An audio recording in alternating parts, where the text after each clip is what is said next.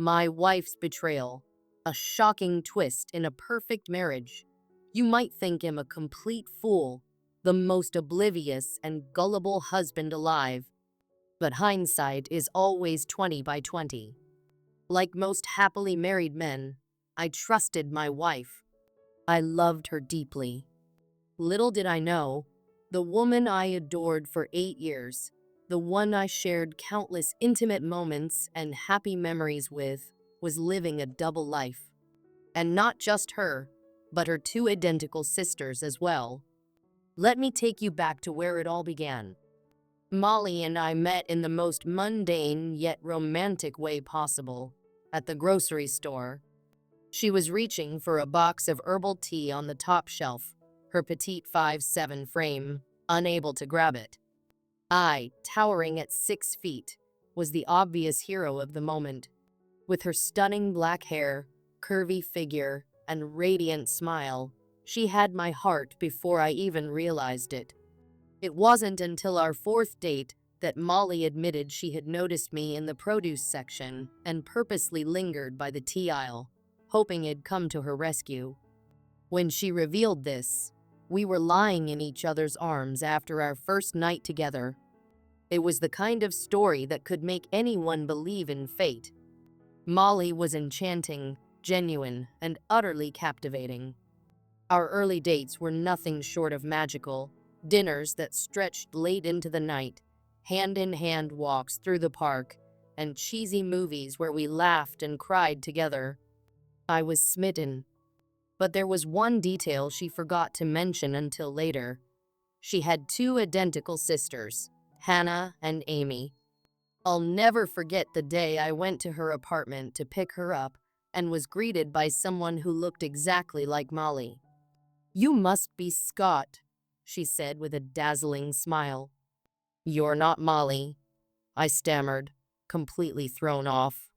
She laughed, the same charming laugh Molly had, and replied, "Nope, I'm Hannah. Molly, Amy, and I are triplets." Didn't she tell you? That's how I met the three sisters. It was fascinating, to say the least. Identical in appearance, but each with distinct personalities. Amy was the serious and conservative one. Hannah, the wild and free spirit. And my Molly? She was the perfect balance between the two. Sweet, grounded, and sociable. Or so I thought. Fast forward 8 years. Molly and I were happily married, living in a cozy 3-bedroom house in Oakley Square. Amy and her husband, Ted, lived next door, while Hannah and her husband, Ari, were just around the corner. It was perfect, or so it seemed.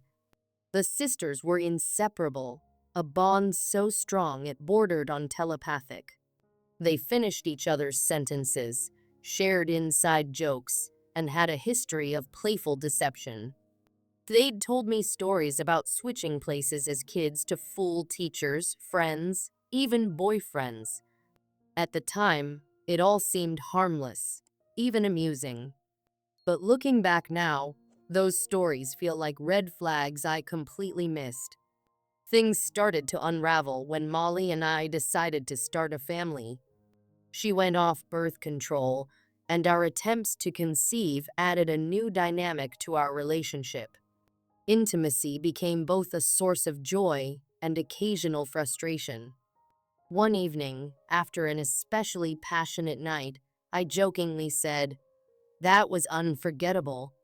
Or maybe, "You're not Molly." Did I just luck out with Amy or Hannah tonight? I expected her to laugh, maybe roll her eyes. Instead, she froze. Her face darkened, and she gave me a look I'll never forget. "That's not funny, Scott. How could you even suggest something like that?"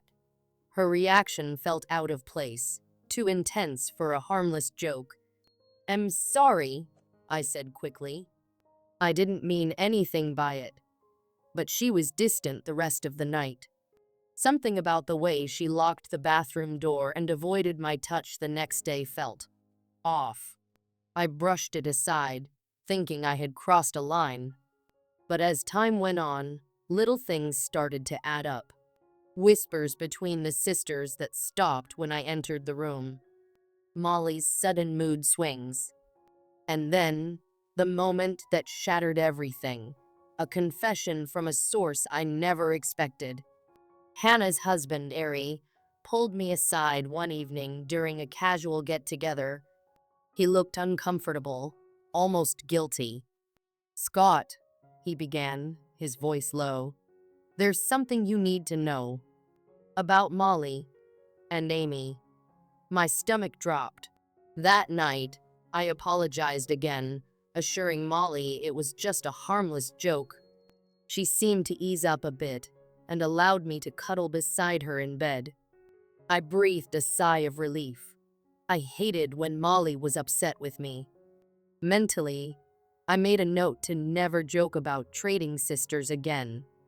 Her strong reaction puzzled me, especially since, during our first date, she'd laughed while recounting a story about pretending to be her sister Amy on a blind date. I remembered another moment before our wedding when Wed had a playful disagreement over which hotel to book for our Sarasota honeymoon. I had joked, "Maybe I'll just marry one of your sisters instead." Molly had laughed, replying, "I doubt they'd want you, sweetheart. Amy and Hannah are light sleepers, and I warned them about your snoring, it'd be a deal breaker." We both laughed it off. But now, years later, the same joke had somehow become offensive, leaving me perplexed. As I mentioned, our struggles to start a family had taken a toll on me. After trying to conceive for about 10 months, I remained hopeful, knowing that it sometimes took couples longer. But Molly grew increasingly anxious and urged me to see a doctor. Reluctantly, I agreed. I still remember sitting in the clinic, flipping through magazines, and later taking a call from Dr. Randall at work. "Scott, there's no need to worry," he said. "Your count is slightly below average for a 30-year-old, about 7%. But your samples are healthy and strong. You and Molly should have no trouble conceiving. It might just take a bit longer than usual." Relieved by the positive news, I looked forward to sharing it with Molly. But that evening, during dinner, we got caught up in a lively discussion about Cincinnati politics, and I completely forgot to mention it. It wasn't until 11 p.m. when I was drifting off to sleep that I remembered. I threw on my robe and headed downstairs to the kitchen, where Molly and her sisters were laughing and chatting. Hearing their joy brought a smile to my face, and I paused outside the door, intending to listen for a moment before interrupting. What I overheard froze me in place. "Why do you always want to trade with me if he isn't the best?" one voice teased. "I never said Ari wasn't great," another replied, giggling. "I just said Scott has certain skills. And which one is it this time?" "I can't keep track," a third chimed in. My stomach dropped. They weren't just talking. They were discussing swapping partners. The voices continued, and I couldn't stop listening. "If his test results don't improve, we'll know soon enough," someone said. "Simple," another answered. "I'll spend my peak fertility nights with Ted, then back to Scott afterward. Aries for later, but Molly's off limits until you're expecting." Laughter erupted, and I couldn't breathe. My mind raced, trying to process the unthinkable. Molly might be planning for another man to father her child. Ted and I had similar features, dark hair and green eyes, but I was shorter, leaner. Was that why she'd chosen him? I stumbled to the living room, sinking into a chair as my thoughts spiraled. My marriage, which I had believed to be happy, now seemed like a cruel facade. When Molly came to bed later, she kissed my cheek and whispered, "I love you, baby," just as she always did. I lay still, feigning sleep, my mind churning. After she fell asleep, I made a plan. I retrieved an ink pad from the office, pressed it lightly to my finger, and marked a small dot on Molly's back, just between her shoulder blades.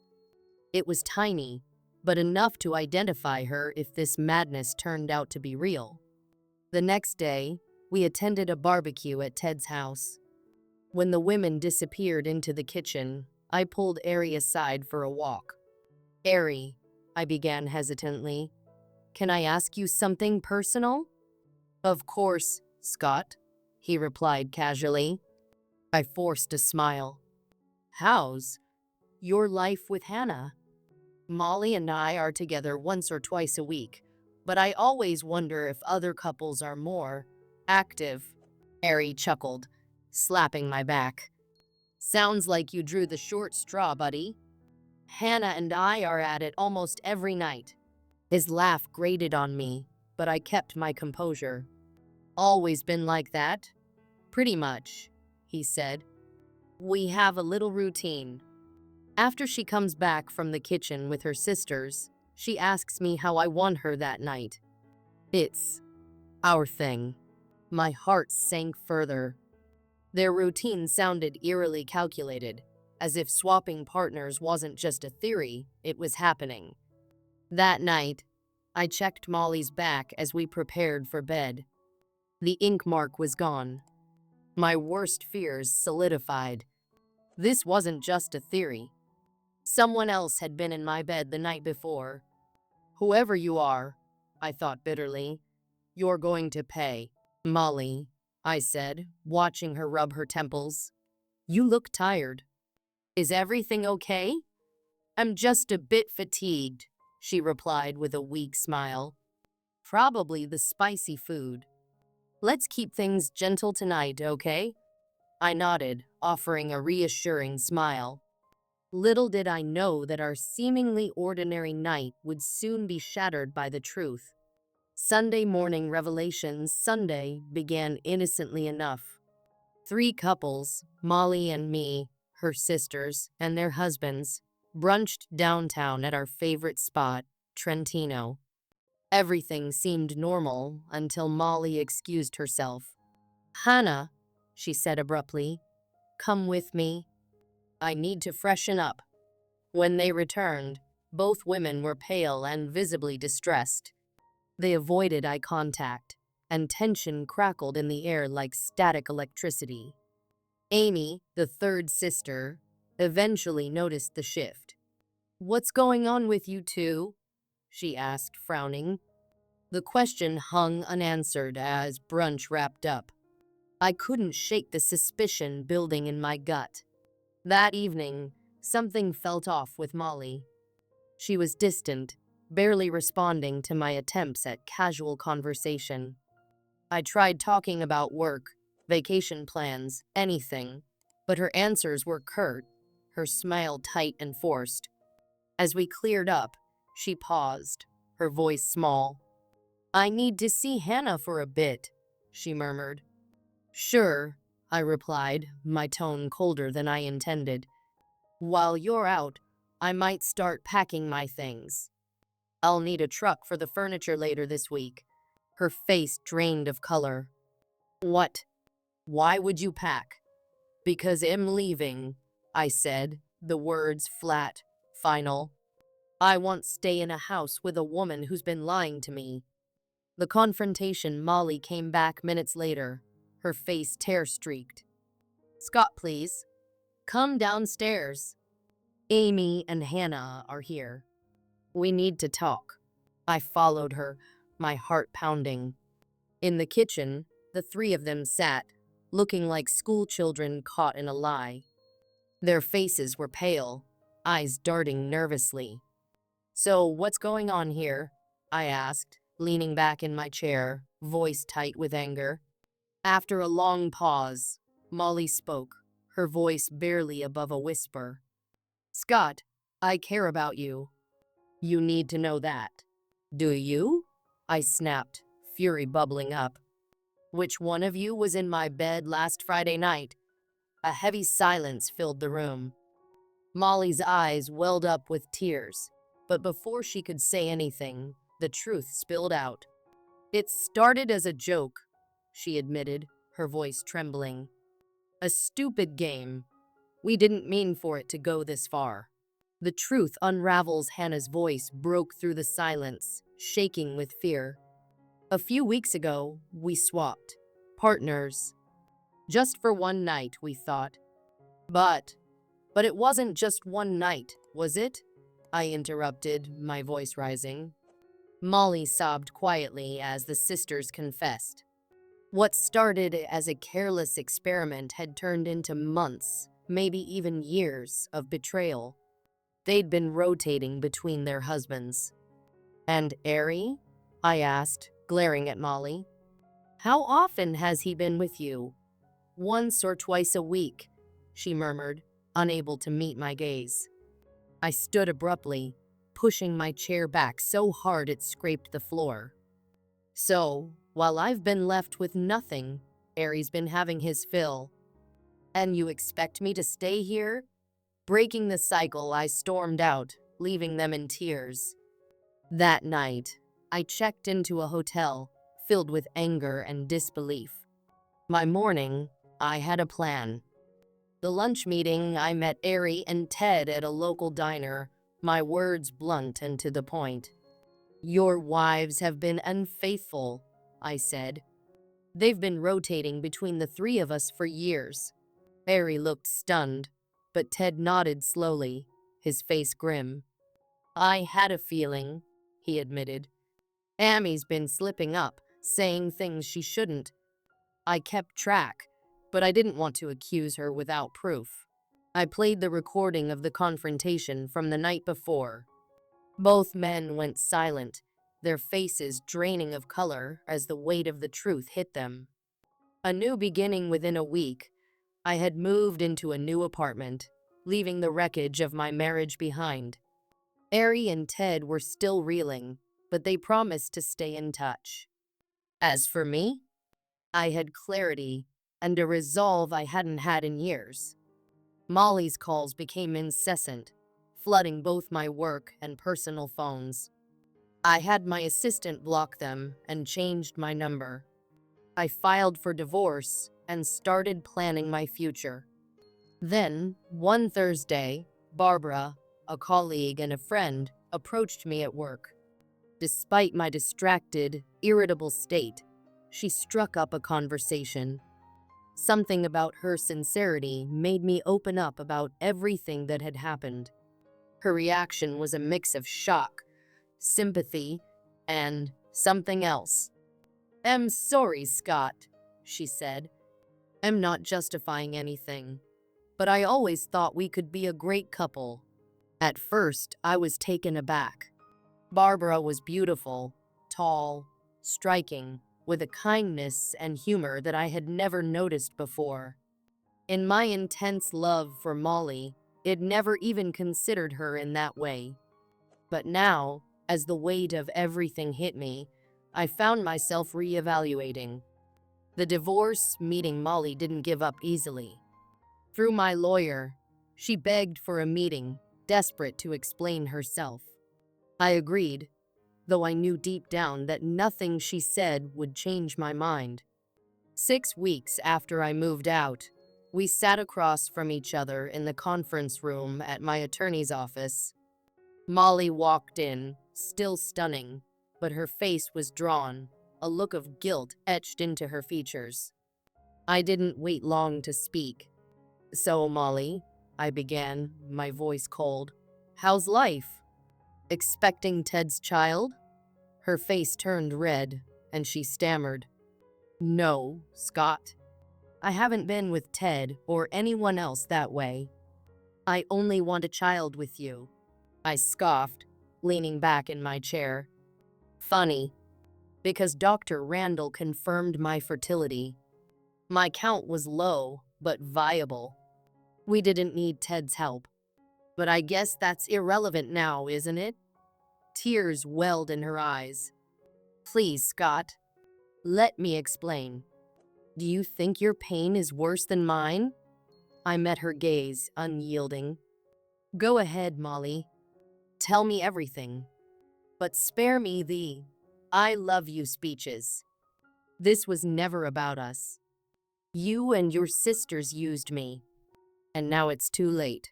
She hesitated, then finally confessed. "It wasn't about us, Scott. It was a reckless game. Hannah, Amy, and I have done this since we were teenagers. It was never meant to hurt anyone." My head spun, but I kept my composure. "Did you involve every partner you've ever had in this game?" She nodded. "Yes, almost every long-term boyfriend. My sisters and I always shared everything. Clothes, friends, even boyfriends. I couldn't breathe." "Did your sister sleep with me when we were dating?" Molly blushed deeply. "Yes, a couple of times. I didn't like it, but they insisted. It's just how we've always been." "Unbelievable."